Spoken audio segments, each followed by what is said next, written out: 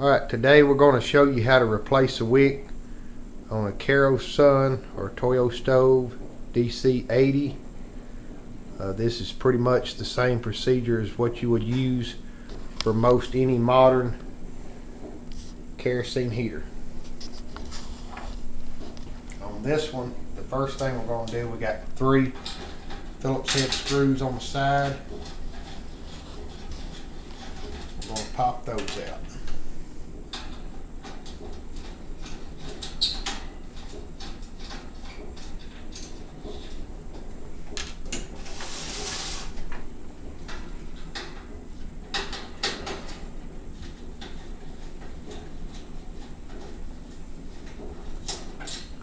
Once we get those 3 screws out, this top section will lift right off with a little persuasion.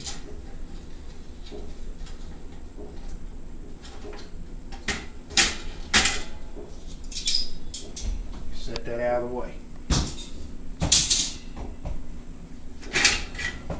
Twist off, twist the top off, and we can remove the glass. A little bit more tricky to get the catalyst out, but we don't really have to remove it. If you remove the catalyst, you can kind of fish it out and that'll let you clean down in here. Now we got 3 thumb screws here. We'll take off.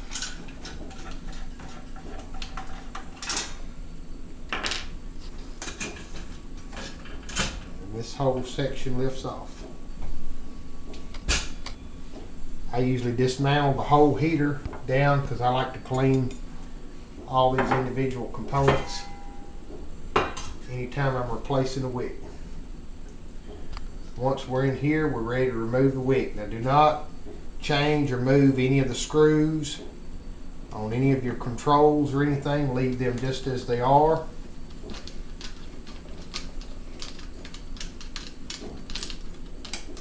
Pop the wing nuts off. Got 3 of those.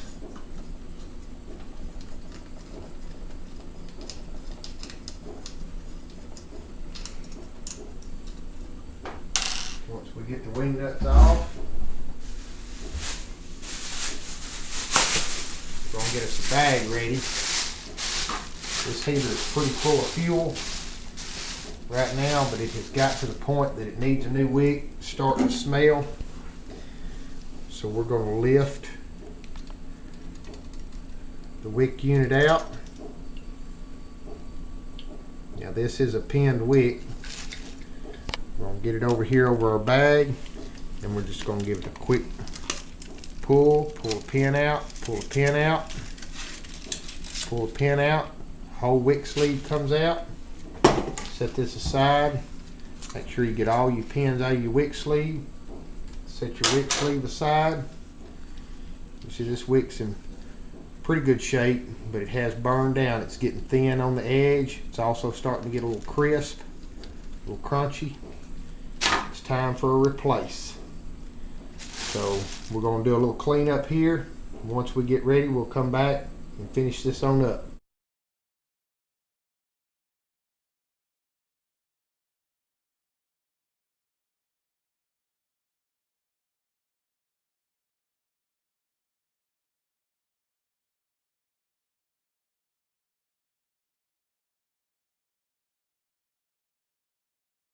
Alright, we got everything kind of wiped down and ready to go. Look out, any of your heaters that have a pinned wick, it's got one of these bands. Some of these bands will have a label on them that's saying top. This one doesn't. The holes are in the center, so it doesn't matter what direction you put it in, install it. But always look at this and make sure it'll have an arrow and it'll say top. If you install it the wrong way, your heater won't operate properly. Today we're using a genuine OEM replacement, wick number 204 513, original Kero-Sun wick. Going to remove the wick from the package. We don't need any of the instructions. Alright, get your wick out, kind of spread it out a little bit. Hold it. We're going to go ahead and start seating it in the collar. Just go ahead and start lining your pins up in the collar.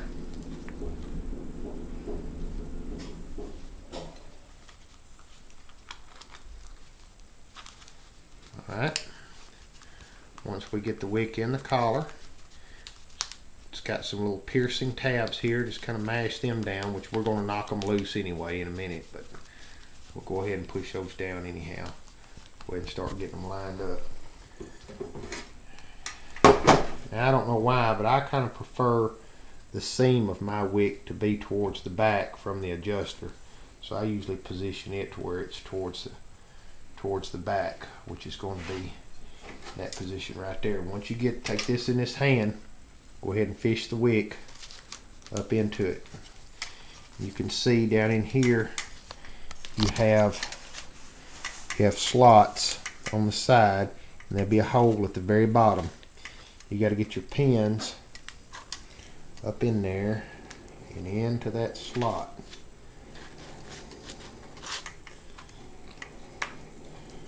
Once you get it up in there, twist it around a little bit, find your slot, fish your hand up in there, and just twist the wick razor, and you hear the pin drop. That pin drop. Once you get one pin in, the rest of them will line up pretty easy. Just twist it just a little bit and it drops. Right there, your wick's in place. Okay, we're ready to complete the installation. Now be cautious, all your heaters are going to have a gasket. You can see the gasket right here on this heater. Sometimes it will stick to the base of your mechanism here. So make sure you watch for that gasket. Make sure it's in the proper place. Now that we've got our wick installed, we're going to go ahead and just work your wick right around. Pull it down with your hands. Work your wick down until you get the tube coming up through the wick up here. And just work that piece right down on there on top of your gasket and start putting your wing nuts back.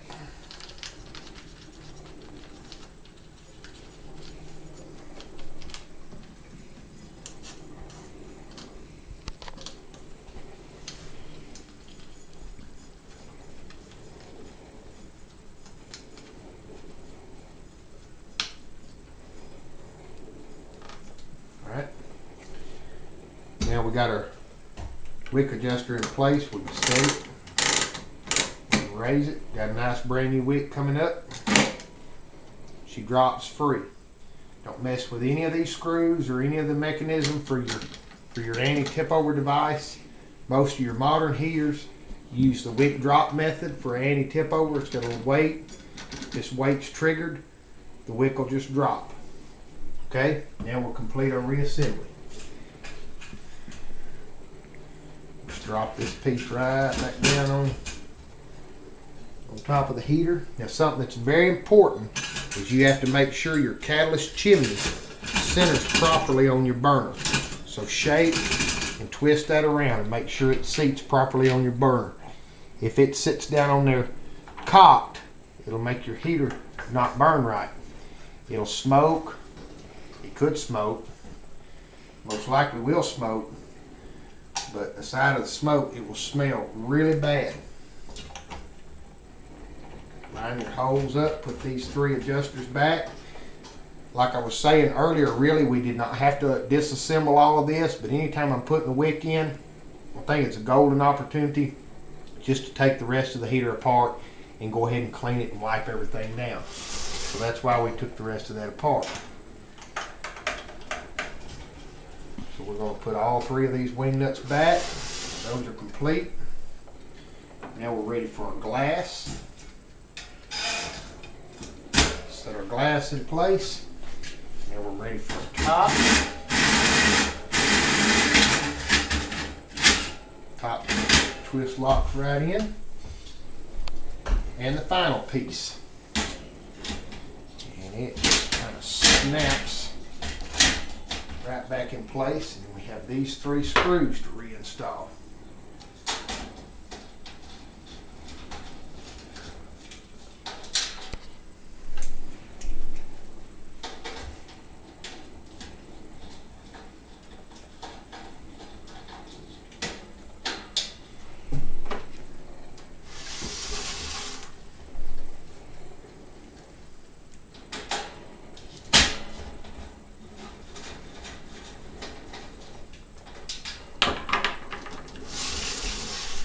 Folks, that pretty much does it right there. She's complete.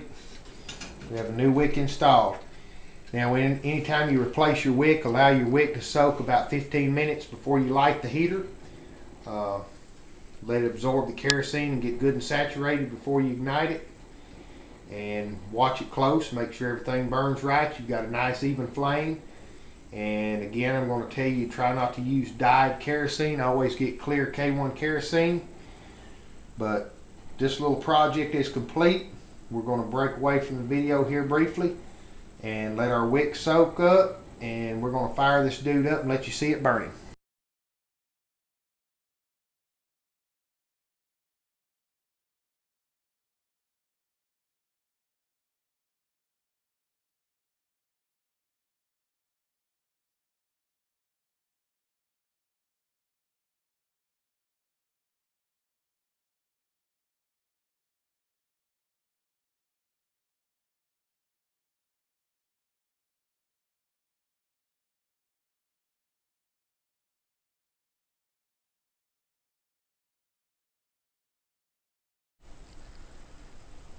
Alright, there's our Toyostove